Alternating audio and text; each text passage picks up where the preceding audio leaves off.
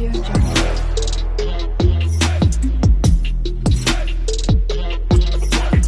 Audio Jungle. Dumako naman po tayo sa kanyang 2019 SALN habang siya po ay alkalde po ng Davao City. Ang kanya pong declared net worth ng mag-asawa ay 55,613,051. Tama po ba to? Do you confirm this? Your Honor, I'm reading the 2019 SALN submitted by the Vice President, and it is stated here that her net worth for then was 55,613,051 po. At magkakano naman po yung kanyang cash at cash deposit noong taong 2019?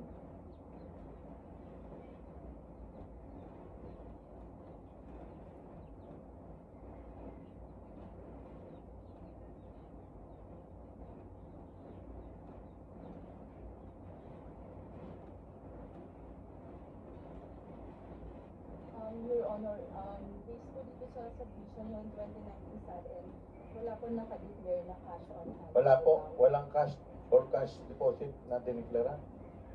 2019. Tignan po ninyo na mahigit.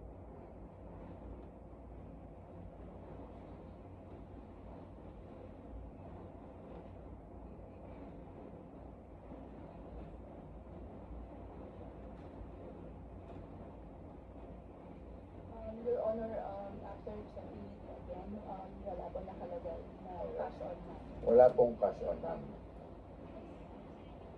Dumako po tayo sa kanyang 2020 na SALN habang siya po ay alkalde ng Davao. Meron po siyang dineclare na net worth bilang mag-asawa 56,583,735.01. Kinokonfirma po ba ninyo ito?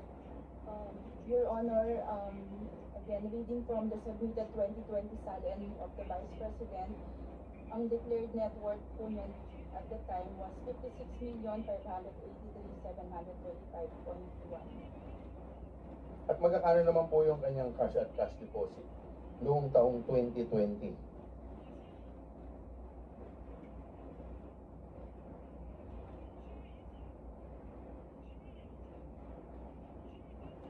Your Honor, based on this 2020 SALN, wala pong nakadeclare na cash on hand or cash deposit. ang Vice Wala rin President. pong cash at cash deposit. Yes, Your Honor. Okay.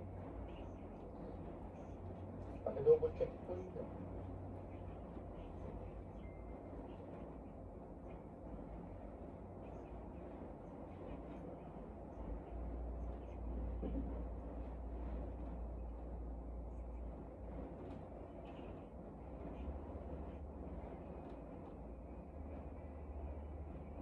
Your Honor, after checking it, we can confirm na wala pong nakalagay na cash on hand or deposit na declared sa 2020 SALN of the Vice President. Thank you po. Punta po tayo sa kanyang 2021 na SALN habang siya po ay alkalde ng Davao. Ang kanya pong declared net worth nilang mag-asawa po dito ay 65,308,841. Tama po ba? Kinukumpirma po ba ninyo to? Your Honor, again, I'm reading the 2021 SALN submitted by the Vice President at ang declared net worth po niya was 65,308,841. At magkakano naman po yung kanyang declared na cash at cash deposit sa kanyang SALN noong 2021?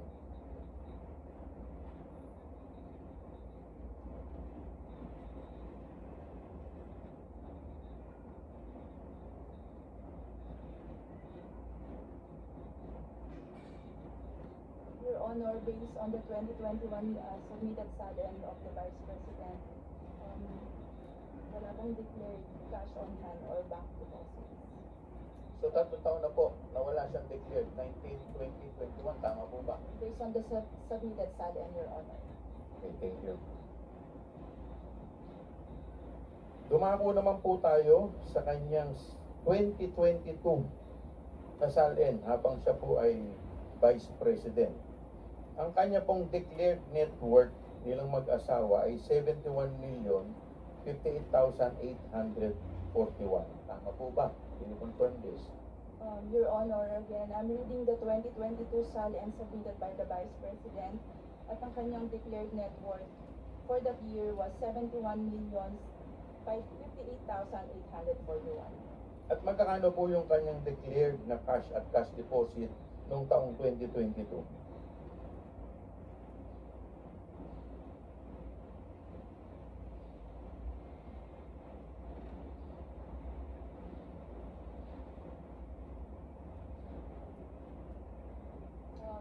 Your Honor, based on the 2022 SALN submitted by the Vice President, wala pong nakadeclare na na cash on hand or bank deposit.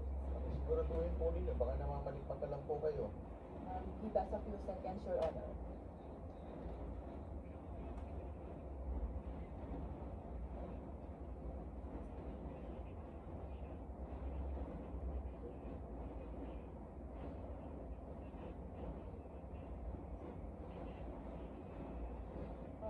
Your Honor, based on our second look for this SALN, wala din po talaga nakalagay na cash on hand or bank deposit. Okay, so pupunta po tayo sa 2023. Dito po, meron pong sa kanyang SALN, meron po siyang declared net worth nilang mag-asawa, no? 77,508,841. Do you confirm this? Your Honor, based on the submitted 2023 SALN of the Vice President, ang nakalagay po na net worth niya for that year was 77,508,841. At magkano naman po yung kanyang declared na cash at cash deposit noong taong 2023?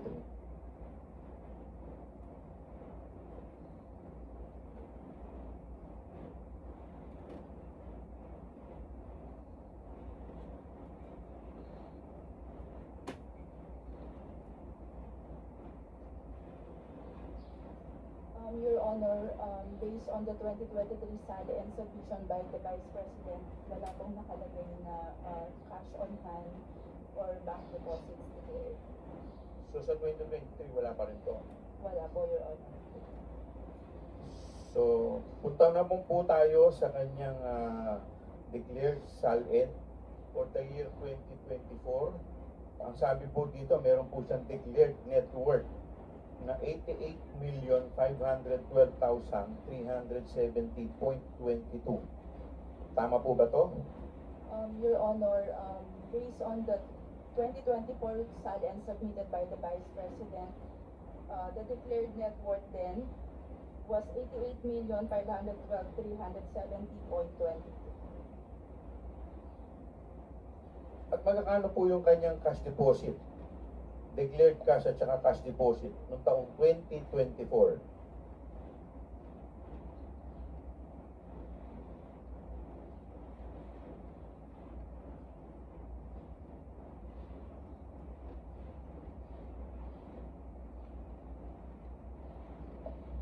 Your Honor, reading from the 2024 SALN of the Vice President, wala pong nakadeclared na cash on hand or bank deposit for that year.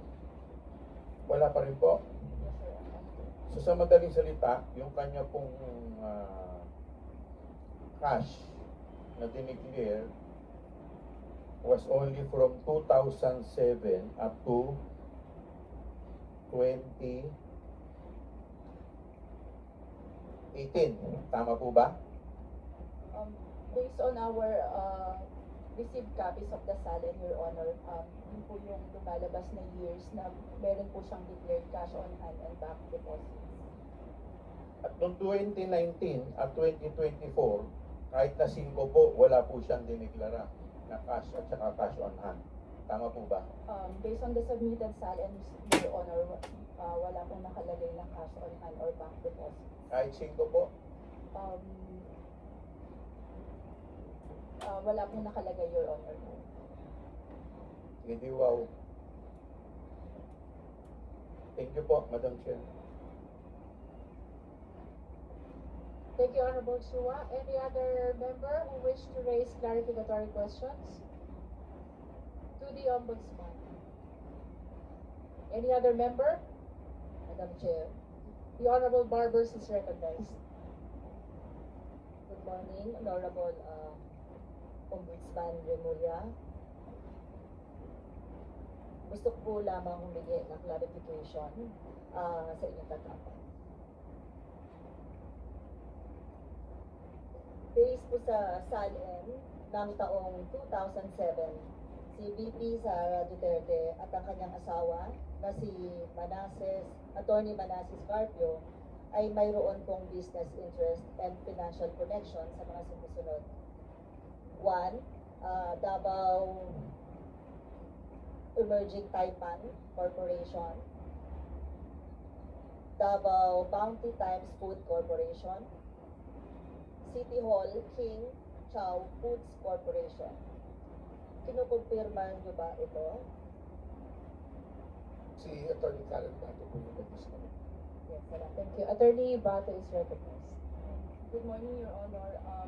Again, reading from the 2007 May SALN. we interrupt Attorney Bato? We just like to extend our thanks to Ombudsman Boy Remulla for showing utmost respect to the impeachment process. Thank you for being here. He is soliciting our excuse because of huge amount of work he has to attend to. So with the indulgence of the members, we're excusing Ombudsman Boy Remulla. Maraming salamat po.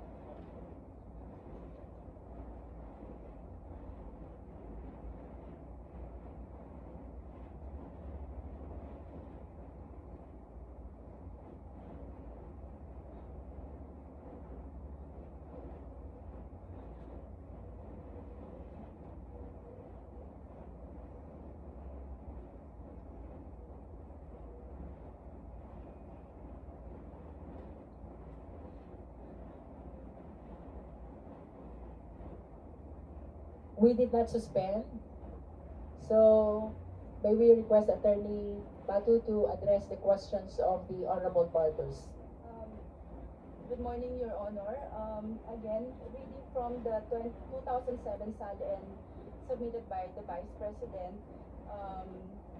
the business interest and financial connections declared then was the Davao Emerging Taipan Corporation, Davao Bounty Times Food Corporation, and City Hall King Chow Foods Corporation. May we flash the concerned SALN? What year is this, Honorable Barbers? Now, 2008, okay. Now 2008, the focus is on the list of companies? yes. Okay. Based naman po sa SALN ng taong 2008, si VP Duterte at ang kanyang asawa na si Attorney Manasseh Carpio ay mayroong business interest and financial connection sa mga sumusunod. 1. Davao Emerging Taipan Corporation. 2. Davao Bounty Times Food Corporation. 3. City Hall King Chow Foods Corporation. Kinukumpirma niyo ba ito? Your Honor, reading from the 2008 submitted SALN of the Vice President, ang mga financial connections and business interests declared therein